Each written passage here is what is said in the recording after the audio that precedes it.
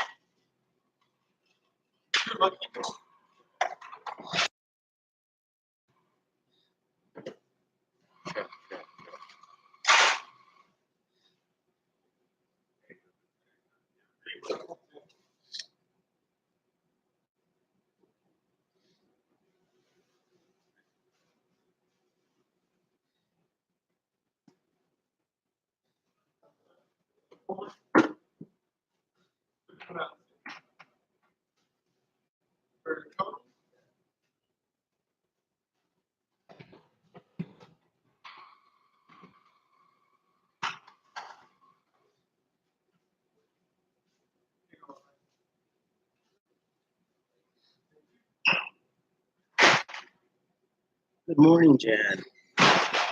Can you hear me?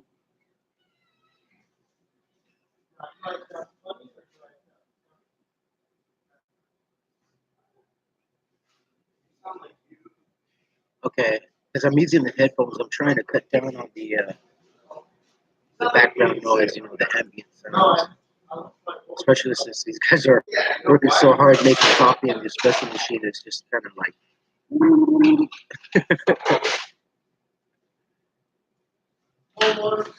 How are you this morning?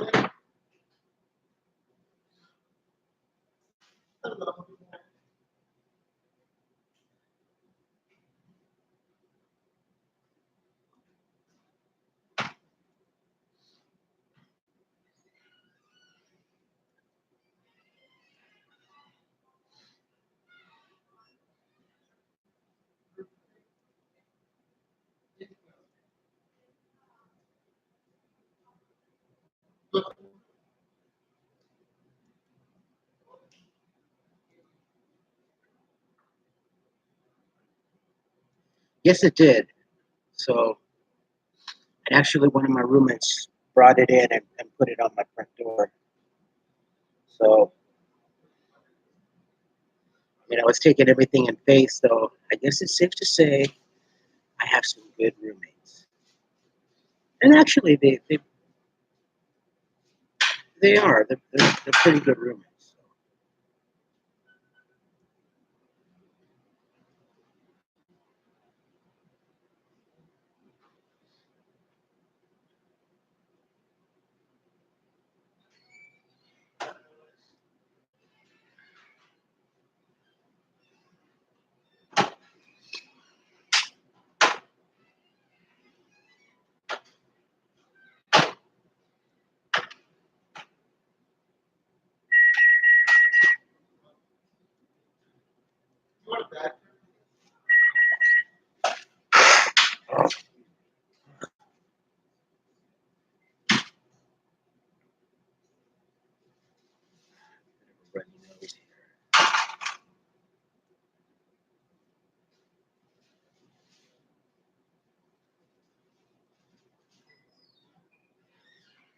Oh, yes, I did.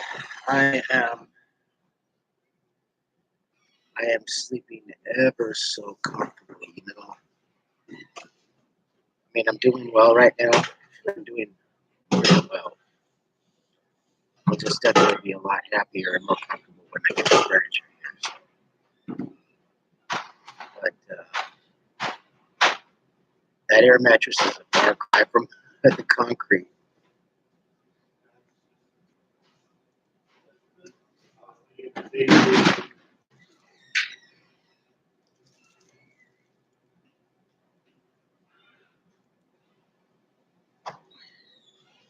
And the thing is that The worst part about it was my sciatic nerve.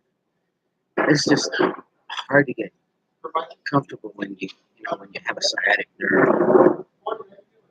I don't, every valve that I have in my body, it's that sciatic nerve that kills me. It's like electricity just shooting up from my thigh and up to my shoulder.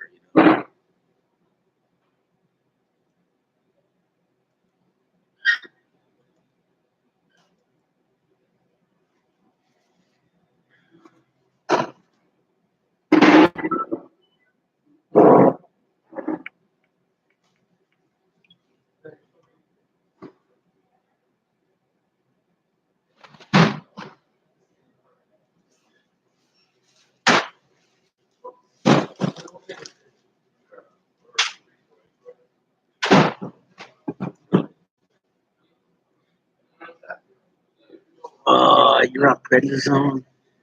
Oh, honey, I'm so sorry. I was a prednisone baby for my asthma for I think since from the time I was about 5 years old till about maybe 14 years of age, 15. It's a good drug. Don't get me wrong. It's good for everything, but it is the most fucked up steroid. Oh my god!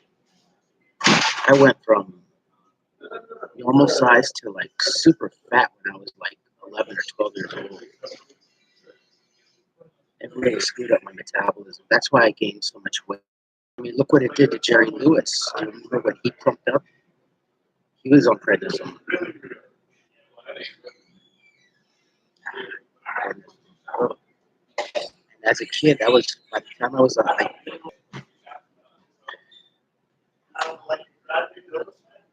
greatest drug, but with the worst side effect.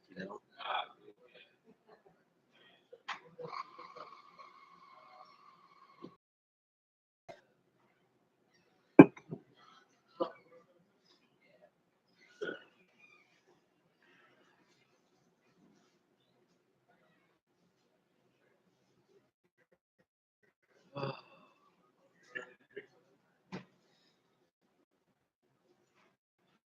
day to day. We'll see very well. It's going to be 100 degrees today. 70 now. It's going to be 100.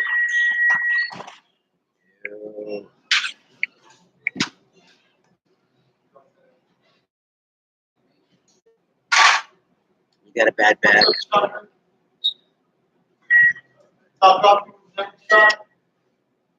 Goodness.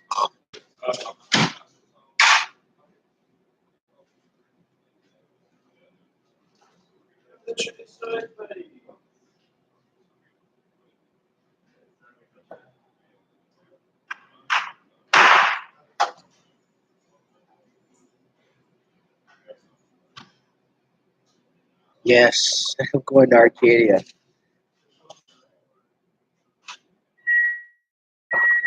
I actually want to go back there more than ever because, oh man, if you would have just heard my enthusiasm yesterday on the video, see, it's not just that I'm upset that I lost the video for you guys. It's also because I hadn't been to that mall since shoot 2009, and Holly and I have history there because we each had two jobs. When we ended up becoming homeless and coming back to California, within a week I had a job. Uh, Within 5 days, Holly had a job. Then I got a second job. And then a week later, she got a second job. And we were like mall rats. We both had good jobs there. But by the time we ended up leaving, they were reconstructing, they were remodeling Westfield Mall. So and they did. Like I said, I had been there in a few years, so and it's beautiful. They did a spectacular job. I mean, They moved a lot of the shops around and everything. They relocated, but yeah, they did a beautiful job there. I was like impressed, and I was excited. But more than anything, now it gives me an excuse to go back there again today. Just to go window shopping. Even when I'm broke, as hell, I love to go window shopping. A lot of people don't, but I get to fantasize that. I'm like picturing myself in those clothes and picturing myself in those shoes and having that item and stuff like that. I know a lot of my friends are like that. How can you do that? I don't like to go anywhere without any money. I don't care. It's entertainment to me.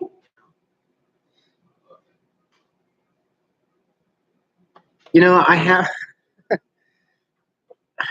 silly me. I still have my hat from Sugarfish. My chef's hat. Well, that's what they call it, chef's hat. And I keep forgetting it. I'm just not really I never really was a hat. The only time I ever had a hat was in high school. I spent I bought a nice fedora. I spent like $130 on a fedora when I was working for Western Airlines. And I think my friend Shannon ended up having it. The last time I had it was I won tickets from KLOS to go see Foreigner when the album Agent Provocateur came out, and we got to go see him at the LA Sports Arena. And I had backstage passes, so I think that's the last time I actually wore a hat. But I'm just not really a hat person. I mean, do I really look like a hat person? I don't know. I find it bothersome. You know? I'll wear it if it's part of the uniform. And even in the hottest day, I'll go topless, even without a hat.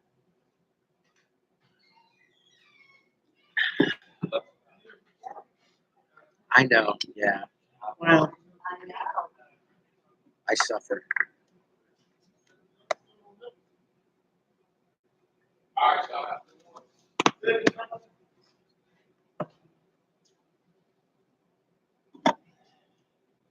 just find it.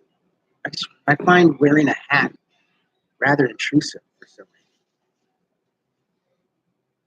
reason. No, I know. Somebody has to, right?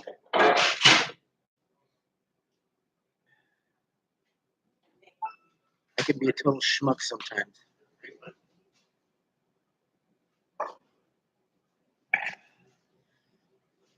I've said this in the past. I am the greatest at giving advice, of following my own advice, and following through.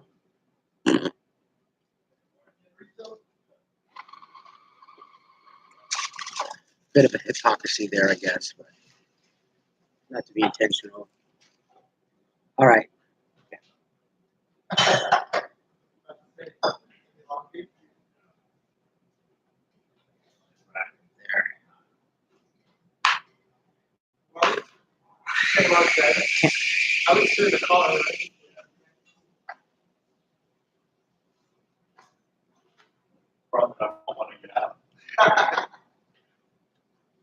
I almost need to get a ASMR microphone.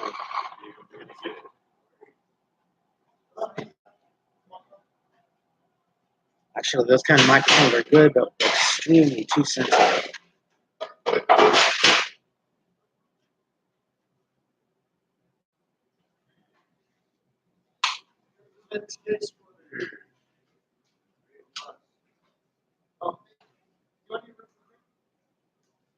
Better, right?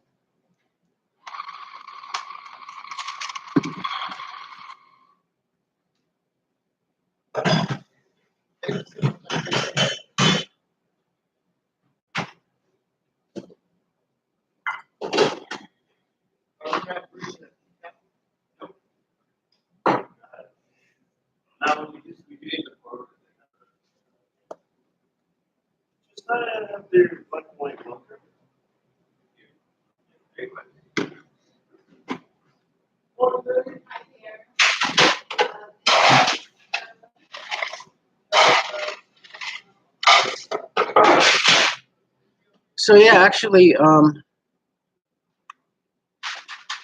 my class yesterday, it only seems like there's going to be some other young man, including myself. So, and she said since there's only going to be two of you folks, um, we should probably. She said probably finish class around. This is normally supposed to be around 8 a.m. to 12 p.m. And she said probably until maybe 10:30, 11:30 at the latest, since it's only the two of us, since she doesn't have to go around. Because she said normally there's about 4 to 5 people, and it kind of slows things down. People ask questions, and then she has to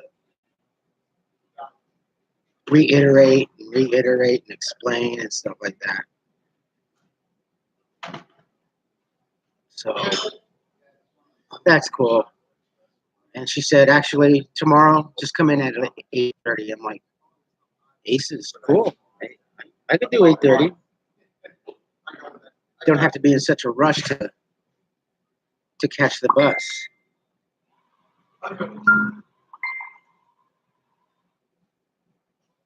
What, Terry? Okay.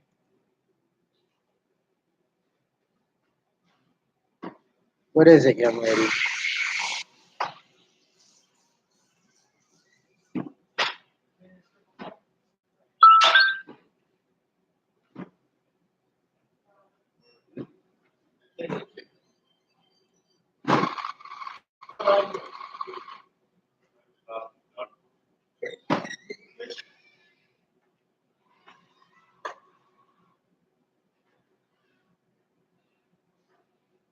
Good morning. It's open.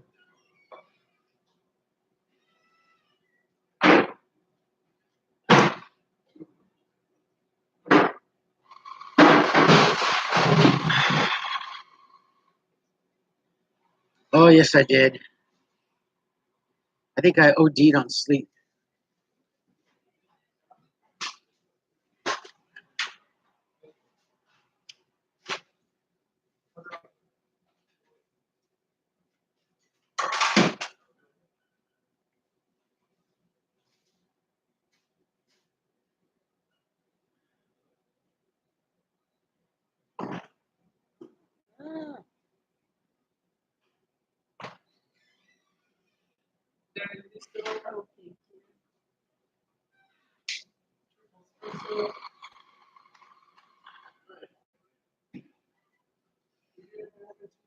Just catching up. Yeah.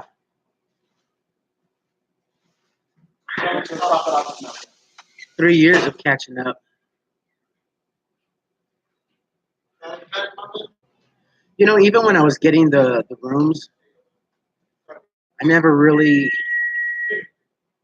I never really got the rest that I was hoping for because I was always on time constraints. I wanted to stay up late as possible, but then I always knew 11 o'clock in the morning came around, I had to check out.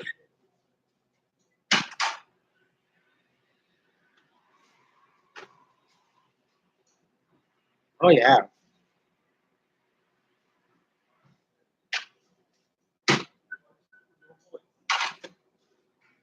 I think the only thing I really would rent the rooms so much is just to have facilities and take a shower. But I never really got the rest and the sleep that I wanted.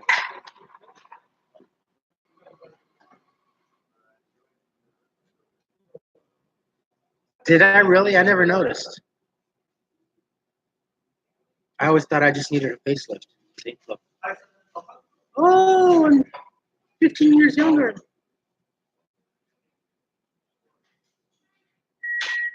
I wasn't cranky. Yeah, I was.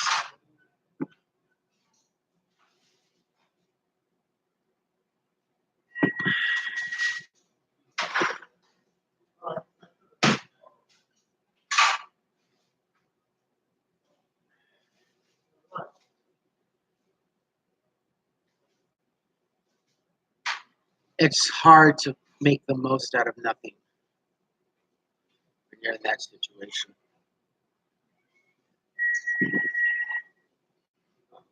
I think that goes for whenever your finances are pretty crappy anyway. It's hard to make something out of nothing. Not just my situation that I was in.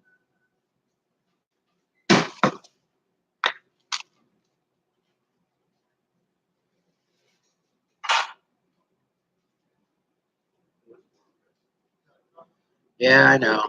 I know.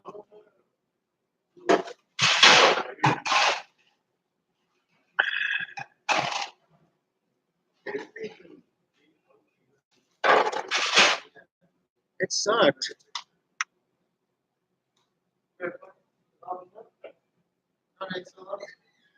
I did want to be pissy around my friends, you know. Just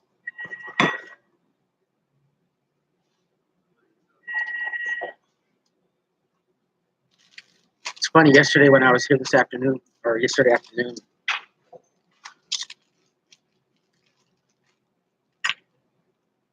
the pastor came in the store here. He ordered something and he sat down next to me. I don't think he recognized me. And then he went out with some other young gentleman and he was sitting out right out there under the umbrella outside in the patio. I was just, I hate to say it, but I was looking at him with malintent. And I'm thinking, oh, you so and so and so and so. Snake oil salesman. But I bit my tongue. I didn't say anything.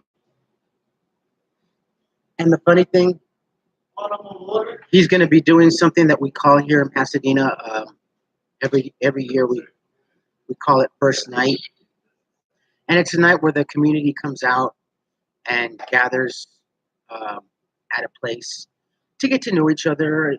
The police are involved heavily, and it's get to know your community, get to know the police and everything, and make friends. It's like a safe night, first night, and it's going to be held at the church over here, Church of God in Christ, where I used to feed homeless people, and I used to do all the video and everything. So, am I going to go?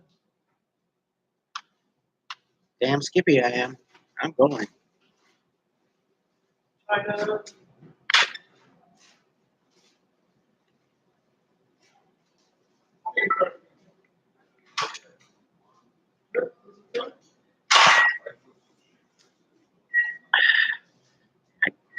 Kind of pressing the buttons, you know, more or less. I want to see if he has anything to say. He's good at making excuses. Oh my God, is he good ever at making excuses?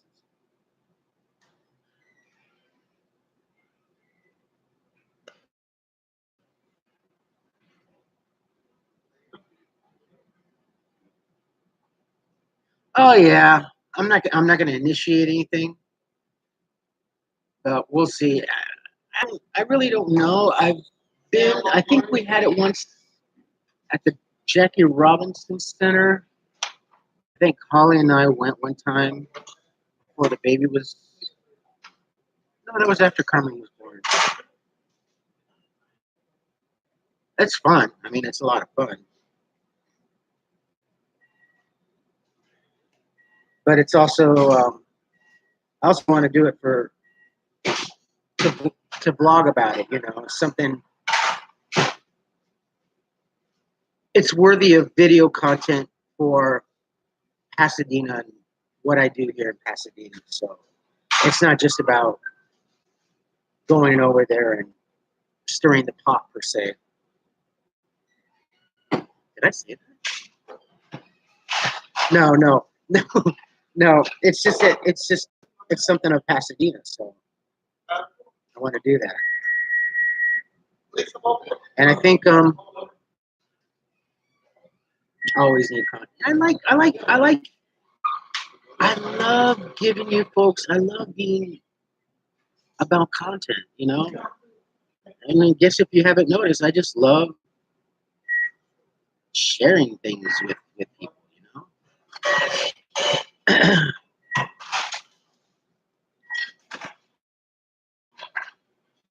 Good. I'm glad.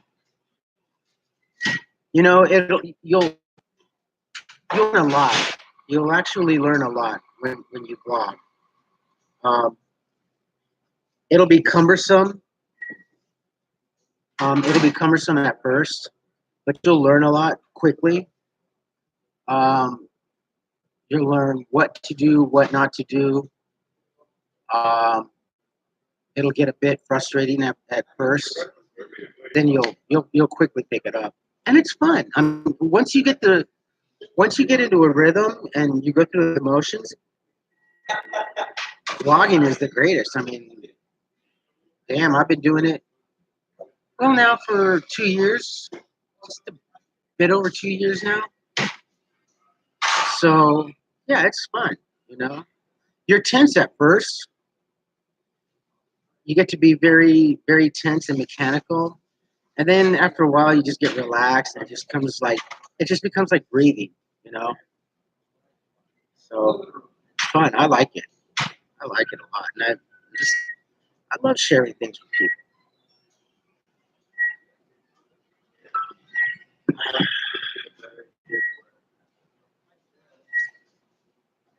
Um, there are a couple of subs that are homeless. But as far as homeless friends on other YouTube channels, no, no, not yet.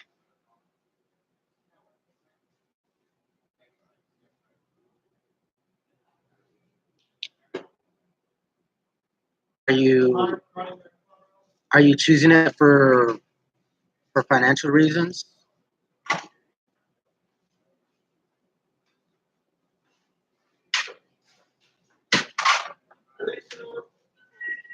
Oh, good, good, okay.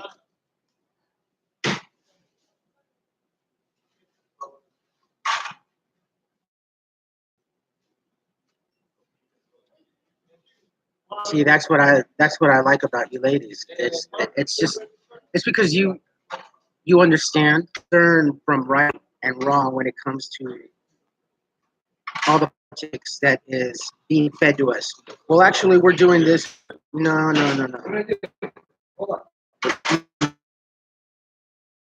That's what I like. What I admire.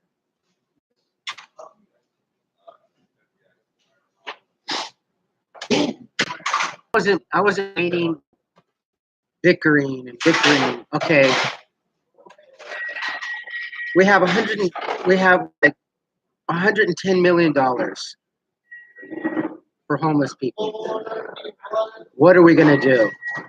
Committee, subcommittee, subcommittee, spending 6 months, spending $37 million on three committees, discerning what they're gonna do with it, and there goes part of the money.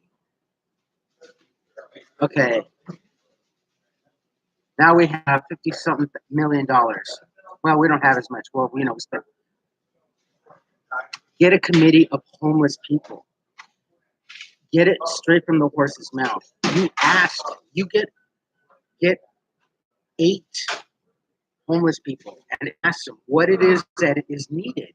Instead of asking someone with a suit and tie because they have no clue. They have no clue of what that homeless person needs. As far as mental addiction, these people have no iota of what the homeless community needs. The greatest thing is assumption. And their assumption is 90% wrong.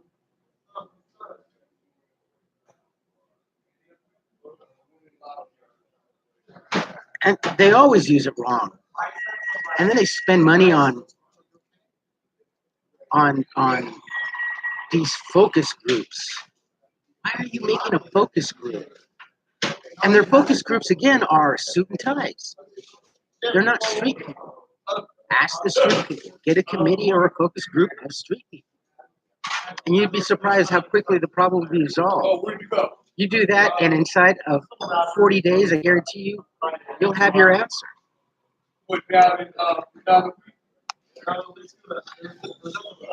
Oh, okay. Okay. Not enough shelters, period. And that goes without saying. That's just common sense, right? Stop giving everybody a bagged lunch. Stop giving them a bottle of water. Get them a bed. Give them shelter. It's that simple. There's plenty of food to go around. No one homeless person can ever tell you that they're going to starve to death. It's the lack of shelter.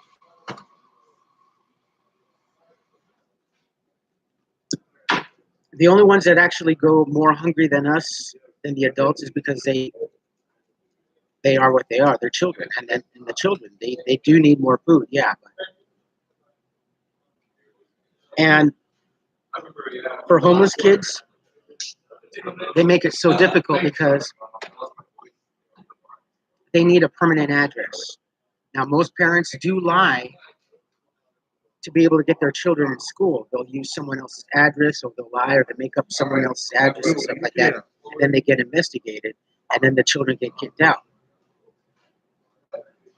By law, children are supposed to go to school. They have the right to go to school, but yet school districts deny them if they don't have a permanent residence. Why can't they just allow them to go to school? And then the parent gets in trouble because that child is not in school. Well, you kicked my child out. And then CPS steps in. See how hypocrisy runs amok.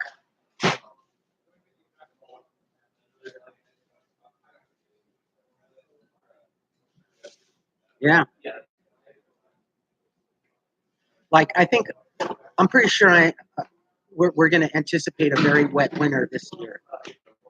This last year we had a very dry and warm winter. I mean, for Southern California, it was pretty unusual.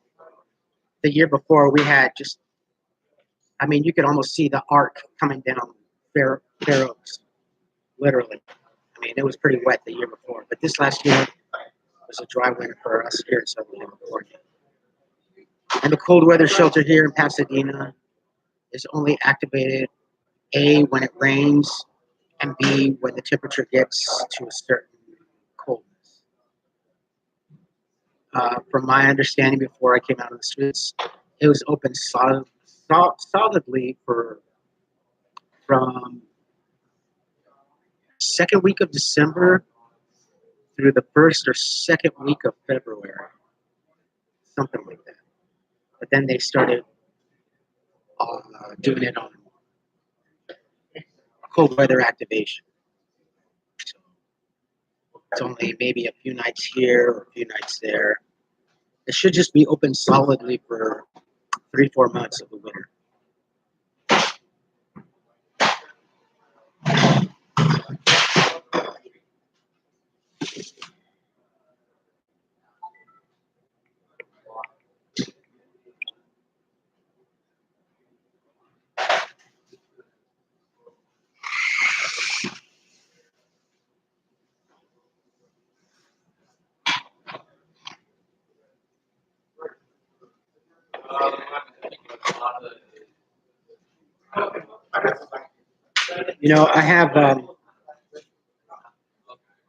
I have a friend,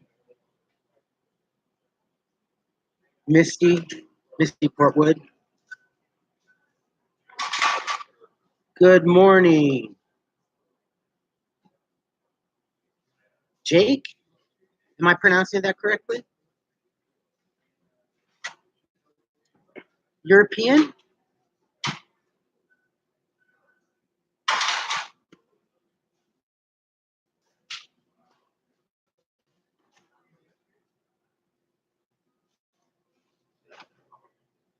It's going to be hot today.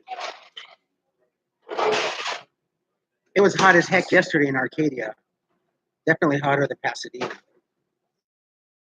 We are supposed to climb into the triples today. I think a minimum of 100. I predict we'll probably, I think we're going to get up to 103 today. And I got a polo on for class. Oh, it did change. I don't know if you can see it very well. Oh, Italiana. Uh-oh, laggy. Oh, yeah. I got my, whilst I'm doing this class, I got a bus pass. So every week I get a weekly bus pass. So that helps. That's why I took advantage of it to go to Arcadia. And as long as I got a bus, I'm gonna be mobile. I'm gonna go to downtown LA and travel because it's expensive. I mean, on Metro it's $1.75 per ride. So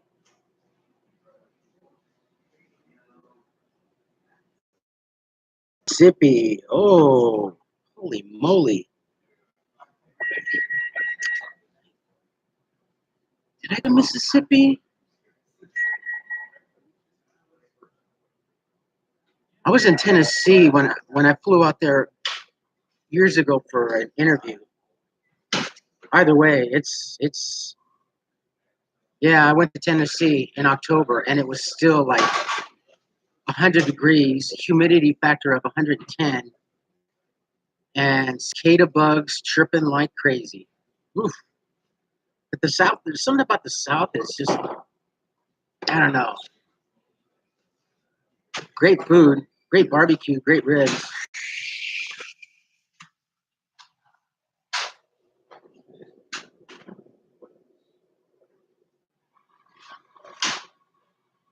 Oh my God, Terry. Did you see it? Did you have an onset or did it just happen?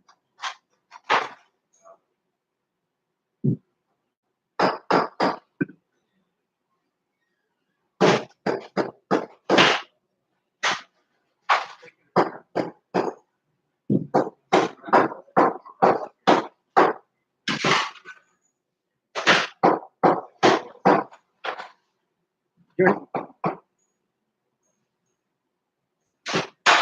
they're going to have to test you for that?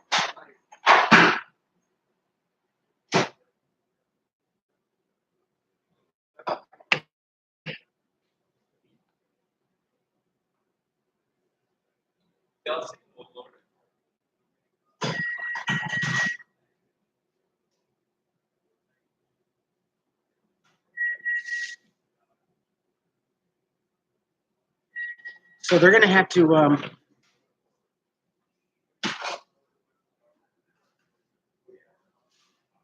oh yeah, you don't have an aura, you don't have an onset. Oh, that's bad.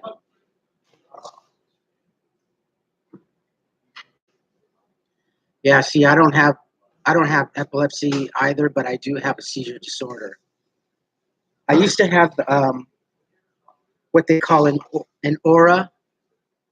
Everything in my vision, in my line of sight, started to glow. Everything started getting fractal. Everything just started smaller and smaller. Then I would have a seizure. Now, as I get older, they just come unannounced. They come in my sleep, mainly. There's nothing worse than waking up from sleep and having a seizure. Yeah.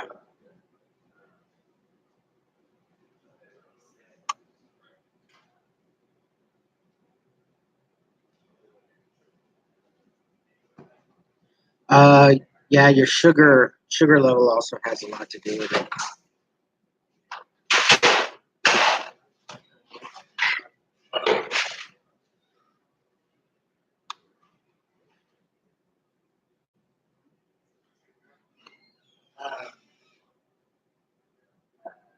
Yeah. Also, make sure that if there's people around you that are your friends, Don't stick anything in your mouth while you're having a seizure. You're not supposed to do that. That's a misconception.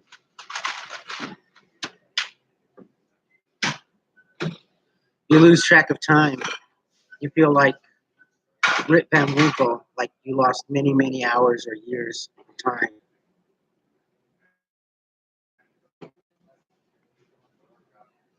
Yeah, I had an employee, oh, this was years ago. Years ago. Yeah, you're not supposed to put anything in their mouth, especially because they might choke on it because they're going to break their teeth because that's how much all your muscles in your body contort. I mean, you can break your teeth. Shoot, I dislocated my shoulder when I had my grand mal in 2015. So that's how bad your body contorts. And some seizures, some epileptics, with their grand mals, they can snap bones. They can break bones. That's how bad your body has. I know. Like you ran a marathon, right? You're just exhausted.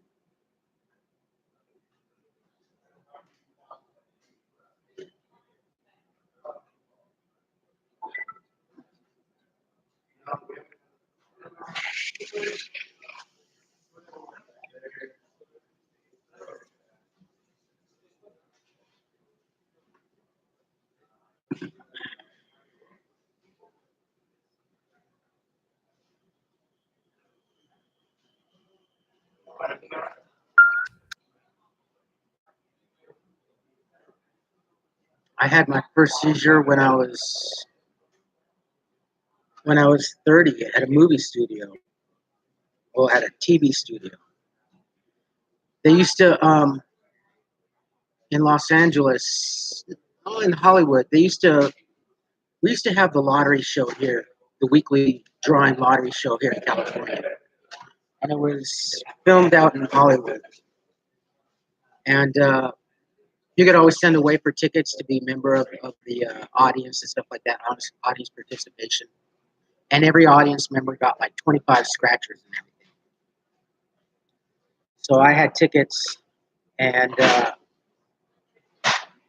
asked my coworker if he wanted to go. So he and his wife and I went to the California lottery, and it was cool. We got our 25 scratchers and everything, and they were taking 3 shows that day, and they needed more participants for the second taping. So they said if you guys stay, we'll give you an extra 100 scratchers. And we looked at each other and we're like, sure, why not? Extra, 300 scratchers, why not? Thing I remember is the lights were dimming down in the studio, and the host comes out, and that was it. I woke up once. I was in the ambulance. Uh, the EM was calling my name, and then I blacked out, and then I woke up again, and I was in the emergency room, Kaiser in Hollywood, and they told me that I had a seizure, and then I had a restriction on my license because I had a seizure. It's an automatic thing. When you have a seizure for the first time in your life, they restrict your driver's license here in California, at least. So then I had to go see the neurologist.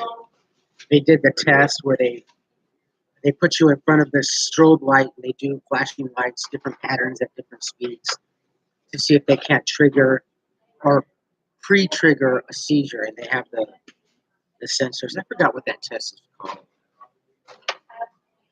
I've had them twice in my life. But I'm not epileptic. I just have a seizure disorder. And it's due to malnutrition. It's due to stress. Uh, there's a lot of factors that can trigger a seizure for my set. So I can be a little bit more delicate than some epileptics. Strobe light, yeah, yeah, yeah. You remember that? Actually, sometimes sometimes during patterns of light, like if I'm walking across the freeway, on the freeway they have the little bars, and if the sun is shining correctly, excuse me, and the light is hitting, and if I'm walking at a certain speed, the light starts to strobe, and it kind of bothers me, and I have to look away because it kind of bothers me, and I'm afraid that it's gonna trigger a seizure. The last thing I want to do is drop in the middle of the street and have a seizure. Yeah, see, that's if you're not diagnosed epileptic, you're near epileptic. Either way, it just sucks. It's just terrible.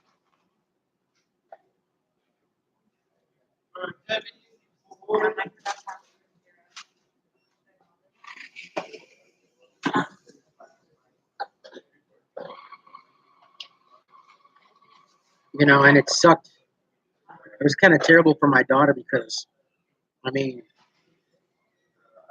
there's a 4 or 5 year old kid that knows that if daddy's having a seizure, just to hold his head still or to make sure that his head is away.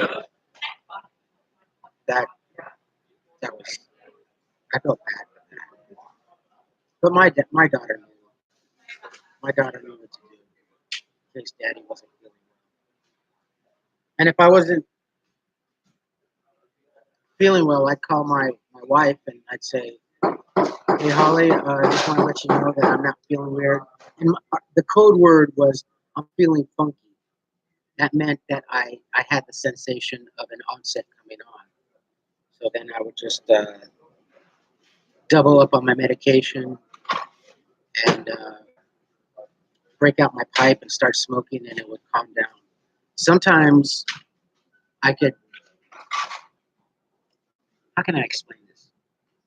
Some people have the ability to talk down a seizure. I had the ability to do that. But the last seizure that I had was like during my first week of working at Sugarfish, when I got that job out in Los Angeles. I think that was more embarrassing than anything. Here's this old guy working, not even a week out, and he just drops on the floor and starts to come. I found that to be more embarrassing than anything, believe it or not. Crazy.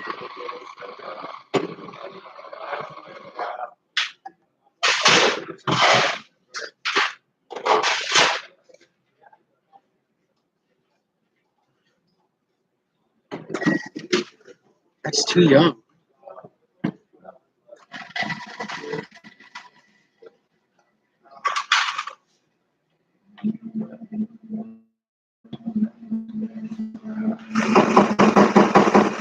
And it sucks when you're homeless and you know, when you're homeless and you have any kind of medical condition, it's terrible.